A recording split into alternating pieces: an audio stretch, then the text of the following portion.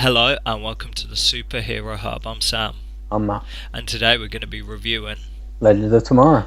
DC Legends of Tomorrow. This episode is called The Fellowship of the Spear. So this kind of episode's opened with, obviously they've got their spear pieces, and then obviously they need to get the other spear pieces to make it whole. There's a bit of a flashback, really.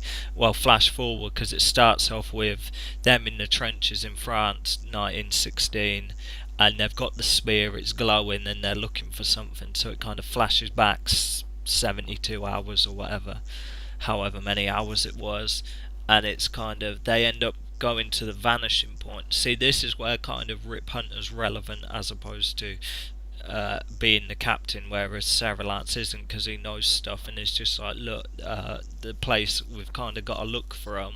See, his forte is time travel, so he knows a lot about that, whereas Sarah Lance doesn't. Yes, she knows how to fly the ship and she can like concoct a plan, but like she doesn't know about the proper like technical stuff. So it's like, look, they're outside of time. Their base of operations is in the vanishing point.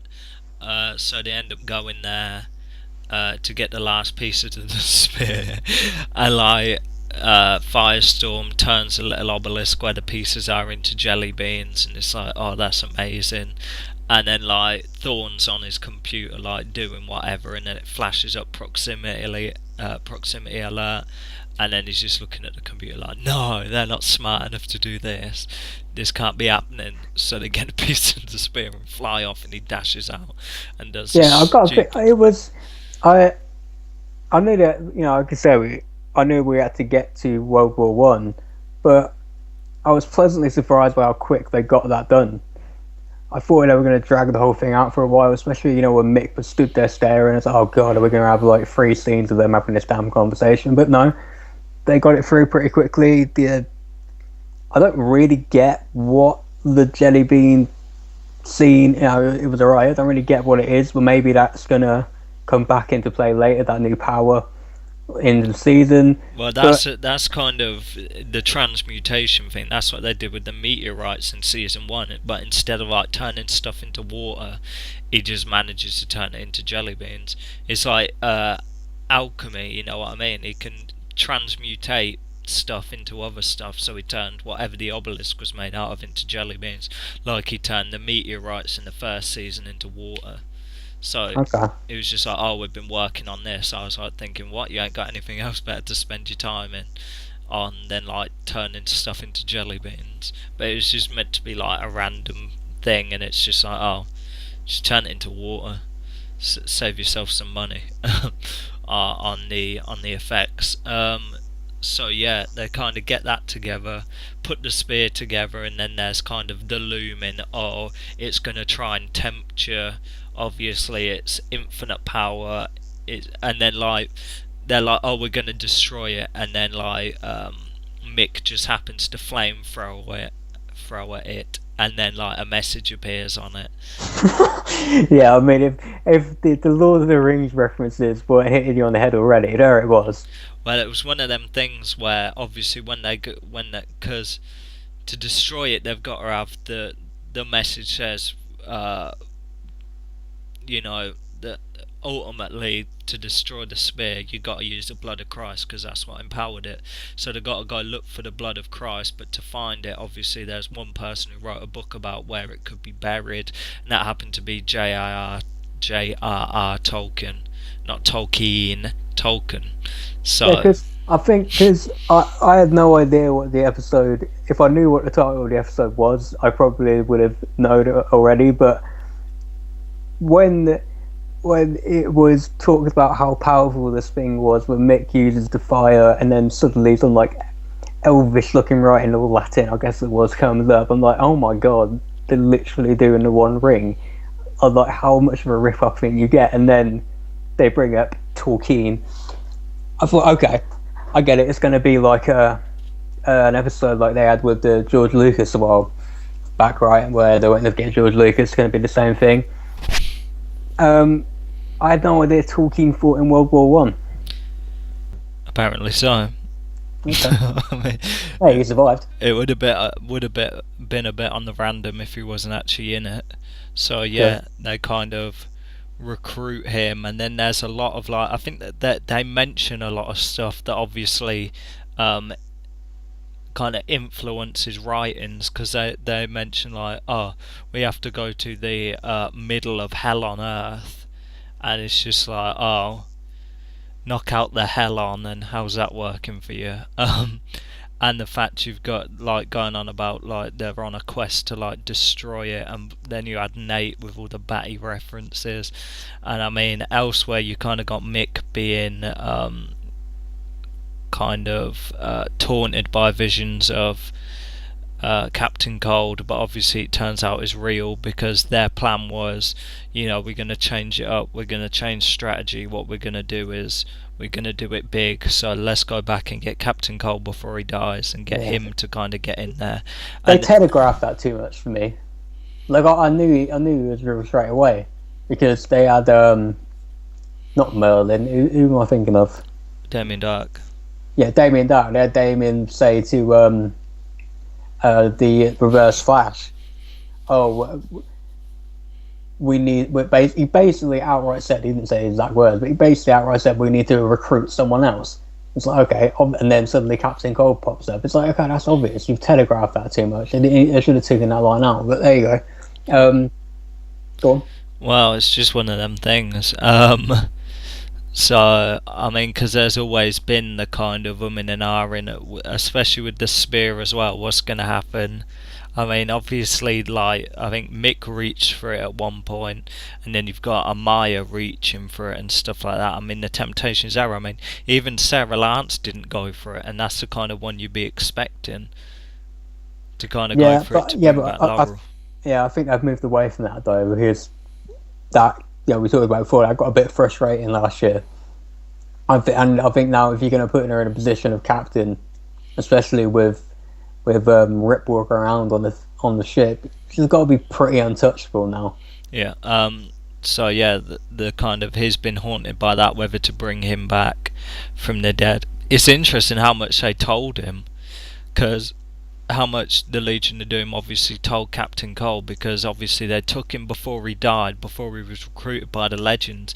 They must have been, and obviously he was referencing the fact of like bringing him back with the spear. So I mean, they must have told him, "Yo, you join the Legends and end up dying."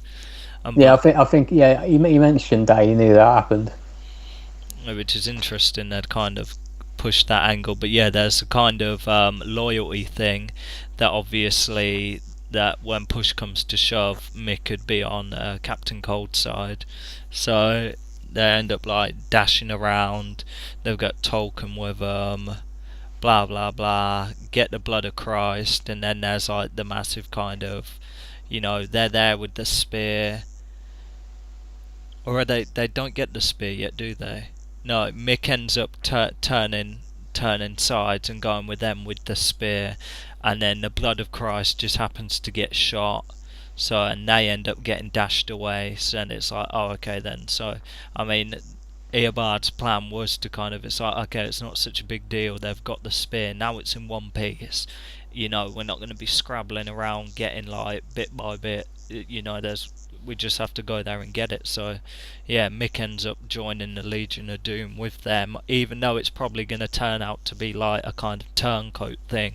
Yeah, Mick's going to turn back eventually, but I do think they rationalised it well enough why he'd make the decision, because there has kind of been a running theme throughout the show that they've never actually trusted him. Yeah, they've kind of got closer though. He's kind of become friends with some of them, but they've got closer, but like kind of Captain Cole pointed out to him, they still treat him like crap.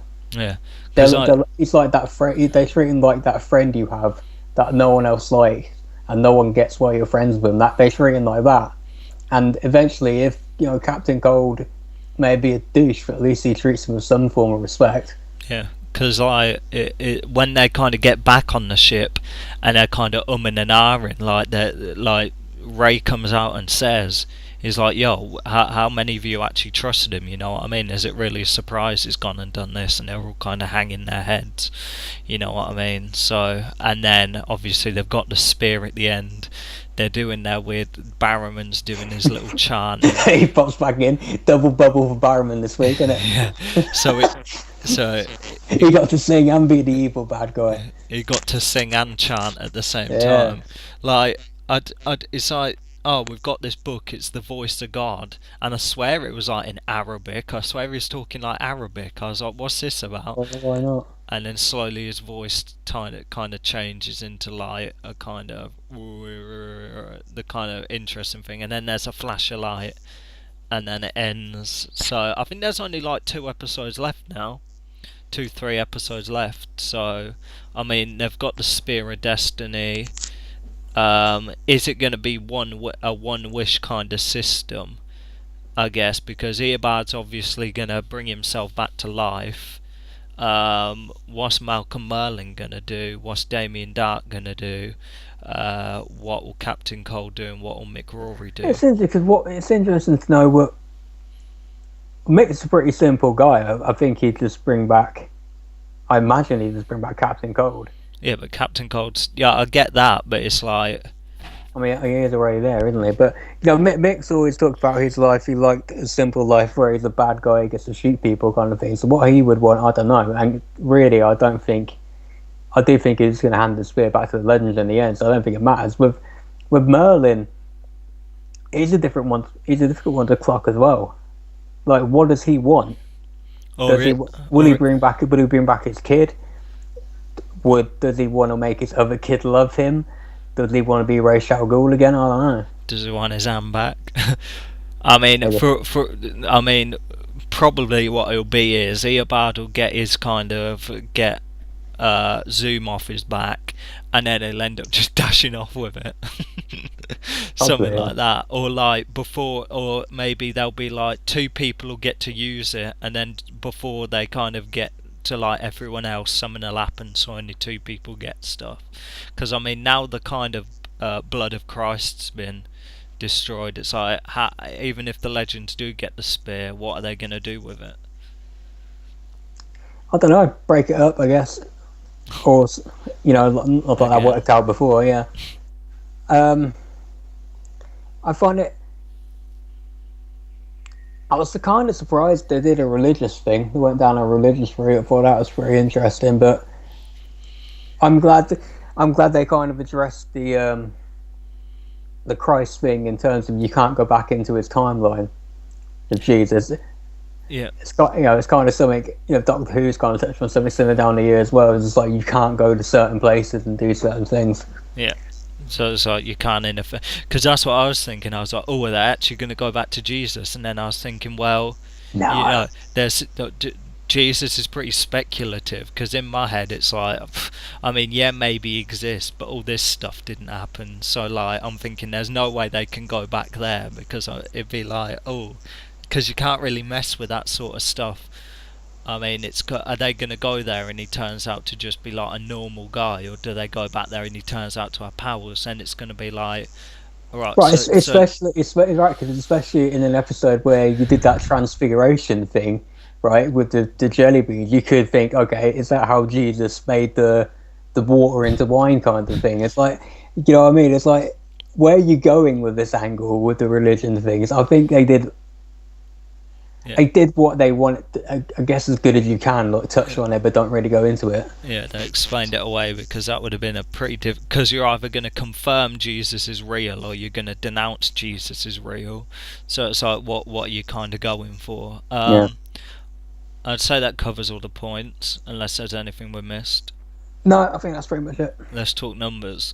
I'm going to go 8. I'll give it a 7.5. I think it was pretty compelling. Solid episode. Good. You know what I mean? The last few episodes are going to smash it, I think. I think it's leading up to something good. I'm hoping there isn't really going to be any cop-outs, and I'm interested to see whether they bring back Captain Cold in general. Obviously, they're going to have to get rid of the old one, but kind of set it up for next season where he's back as a regular. It depends. Well, that depends on Prison Break, doesn't it? Yeah, I think that should just be a one-time thing. So we'll have to see. Yeah, it's interesting. Like Mick Rory managed to stay with with the team during the filming, but Wentworth Miller didn't. He's the lead. Yeah, but come on. Well, he's the lead of the show. You know, he will be in most of the scenes. The show rolls around him. I don't think you can get away with. It depends that we don't know how much. I presume Prison Break's going to pick up where it ended off, so the other one will be off somewhere with his family. He's have to find his way back. They'll blah blah blah. It's a different shot, but it makes sense to me. Yeah. I'm Sam. I'm back. And Get ready for our Prison Break review. And this has been the Superhero Hub. See you in the next episode. I've never seen the show.